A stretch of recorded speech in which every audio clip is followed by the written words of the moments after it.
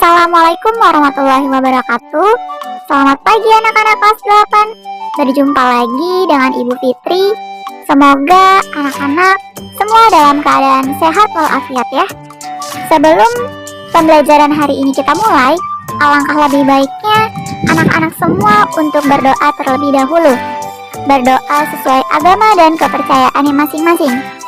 Setelah berdoa, kalian dapat menyimak video pembelajaran berikut ini. Kali ini kita akan bersama-sama mempelajari materi bab 6 tentang memperkuat komitmen kebangsaan. Pada bagian 1 akan kita bahas tentang semangat dan komitmen kebangsaan pendiri negara dan bentuk-bentuk semangat dan komitmen kebangsaan yang ditunjukkan pendiri negara. A. Semangat dan komitmen kebangsaan pendiri negara. Sebuah bangsa akan tumbuh menjadi bangsa yang besar dan terhormat apabila memiliki nilai-nilai semangat dan komitmen kebangsaan yang tinggi. Semangat adalah tekad dan dorongan hati yang kuat untuk menggapai keinginan atau hasrat tertentu. Komitmen kebangsaan adalah janji pada diri sendiri atau kepada bangsa dan negara yang diwujudkan dalam setiap tindakan seseorang. Seseorang yang memiliki komitmen terhadap bangsa adalah orang yang mendahulukan kepentingan bangsa dan negara di atas kepentingan pribadi dan golongan. Para pendiri negara merupakan contoh yang baik dari orang-orang yang memiliki semangat yang kuat dalam membuat perubahan, yaitu perubahan dari negara terjajah menjadi negara yang merdeka dan sejajar dengan negara-negara lain di dunia. Bangsa Indonesia lahir dan bangkit melalui sejarah perjuangan bangsa yang pernah dijajah oleh Belanda dan Jepang. Akibat penjajahan, bangsa Indonesia sangat menderita, tertindas lahir dan batin, mental dan material, mengalami kehancuran di bidang ekonomi, politik, sosial, budaya, dan pertahanan keamanan, hingga sisa-sisa kemegahan dan kejayaan Nusantara seperti Sriwijaya dan Majapahit yang dimiliki rakyat di bumi pertiwi, sirna dan hancur tanpa sisa. Kejayaan Sriwijaya dan Majapahit merupakan sejarah awal pengenalan wilayah Kepulauan Nusantara yang merupakan tanah air bangsa Indonesia. Sebutan Nusantara diberikan oleh seorang pujangga pada masa kerajaan Majapahit. Bangsa Tionghoa dalam catatannya menyebut kawasan kepulauan tanah air dengan nama Nanhai atau Kepulauan Laut Selatan. Berbagai catatan pulau bangsa India menamai kepulauan ini dengan Dwipantara atau Kepulauan Tanah Seberang. Bangsa Arab menyebut tanah air kita dengan Jazair al-Jawi atau Kepulauan Jawa. Pada masa penjajahan Belanda, sebutan ini diubah oleh pemerintah Belanda dengan Hindia Belanda. James Richardson Logan menggunakan Indonesia sebagai sinonim untuk Kepulauan Hindia. Indonesia berasal dari bahasa Latin yaitu Indus dan Nessos yang berarti India dan pulau-pulau atau pulau-pulau yang ada di Samudra India. Sejak tahun 1900, nama Indonesia menjadi lebih umum di kalangan akademik di luar Belanda dan golongan nasionalis Indonesia menggunakan nama Indonesia untuk ekspresi politiknya. Suwardi Suryaningrat atau Ki Hajar Dewantara adalah orang pertama yang menggunakan nama Indonesia ketika menamai kantor berita yang didirikannya di Belanda tahun 1913, yaitu Indonesisch Persbureau. Kerajaan Majapahit merupakan cikal bakal negara Indonesia. Majapahit yang keberadaannya sekitar abad 13 sampai 15 adalah kerajaan besar yang sangat berjaya. Gajah Mada adalah Mahapatih Kerajaan Majapahit yang sangat disegani. Dialah yang berhasil menyatukan Nusantara yang terkenal dengan Sumpah Palapa. Sumpah Palapa yang dinyatakan Gajah Mada merupakan bukti semangat dan komitmen yang kuat untuk menggapai cita-cita pribadi maupun cita-cita Kerajaan Majapahit untuk mempersatukan Nusantara. Semangat dan komitmen kebangsaan yang kuat juga dimiliki oleh para pendiri negara, diantaranya dicontohkan oleh Insinyur Soekarno dan Muhammad Hatta. Insinyur Soekarno adalah Presiden pertama Republik Indonesia. Biasa dipanggil Bung Karno, lahir di Blitar, Jawa Timur 6 Juni 1901 dan meninggal di Jakarta 21 Juni 1970. Ayahnya bernama Raden Sukemi Sosrodiharjo dan ibunya Ida Ayu Nyoman-Rai. Soekarno menamatkan Teknik Sehuge School atau Sekolah Teknik Tinggi yang sekarang menjadi ITB Bandung. Ia berhasil meraih gelar insinyur pada 25 Mei 1926. Perjuangan IR Soekarno didasarkan semangat dan komitmen akan kemerdekaan Indonesia. Untuk meraih kemerdekaan, IR Soekarno bersama teman-temannya mendirikan PNI atau Partai Nasional Indonesia pada tanggal 4 Juni 1927. Komitmen dan perjuangan Soekarno untuk kemerdekaan menyebabkan Soekarno ditangkap dan dijebloskan ke penjara Bancai, Bandung selama 8 bulan atas tuduhan pemberontakan. Penjara Bancai berukuran 2,5 kali 1,5 meter yang berisi kasur lipat dan toilet non-permanen. Ruangan gelap dan pengap itu tidak meruntuhkan semangat dan komitmen IR Soekarno untuk terus berjuang bagi kemerdekaan Indonesia.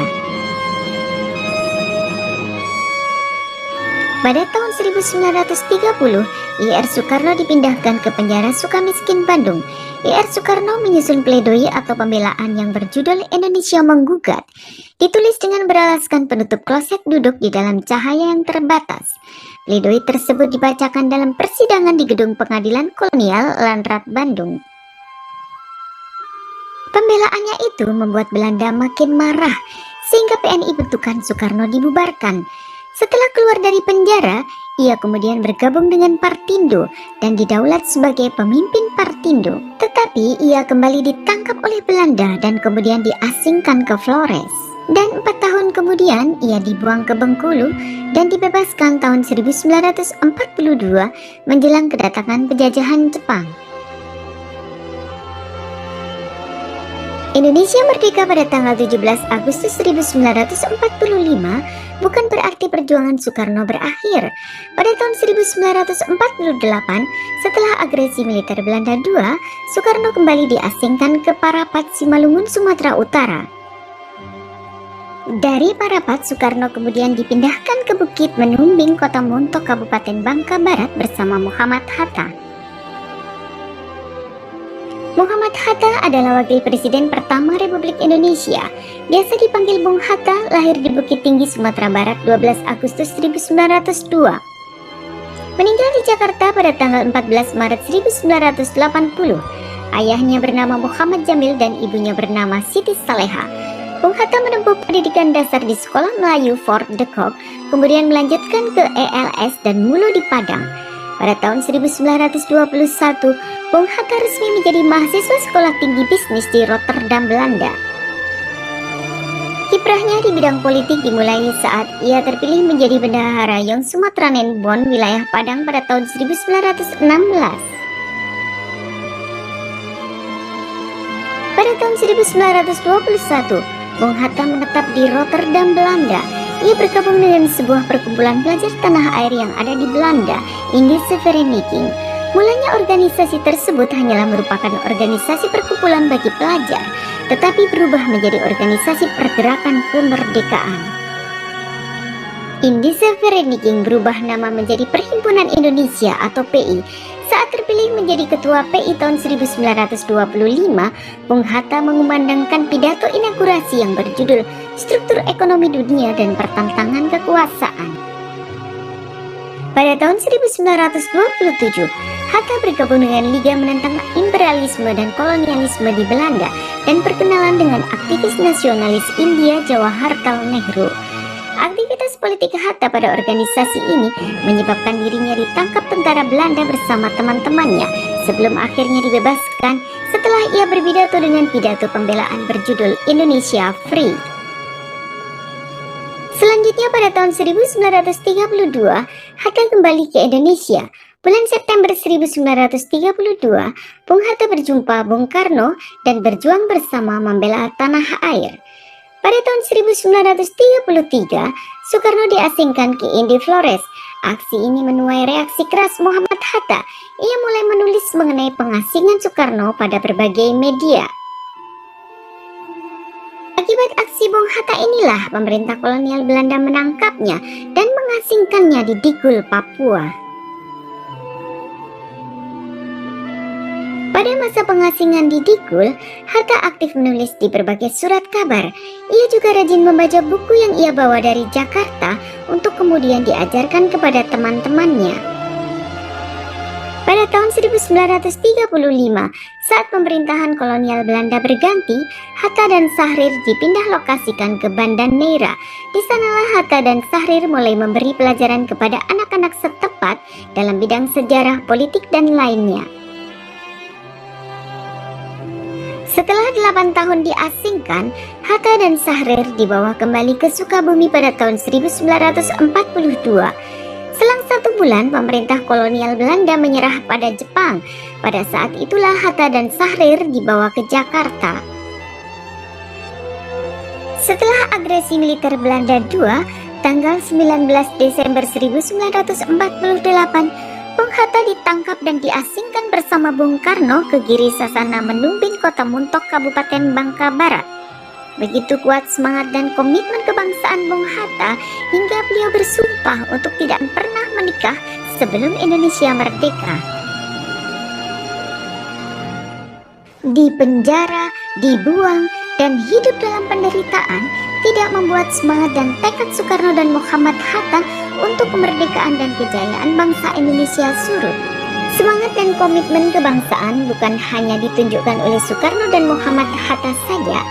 Banyak tokoh pendiri negara lainnya yang memiliki semangat dan komitmen kebangsaan yang kuat, seperti Kiai Haji Agus Salim, Supomo, Oto Iskandar Dinata, Kiai Haji Wahid Hasim, Rajiman Widyodiningrat, Ahmad Subarjo, dan masih banyak lagi tokoh-tokoh yang lainnya yang merasakan bagaimana keras dan sulitnya perjuangan dalam memperjuangkan kemerdekaan Indonesia.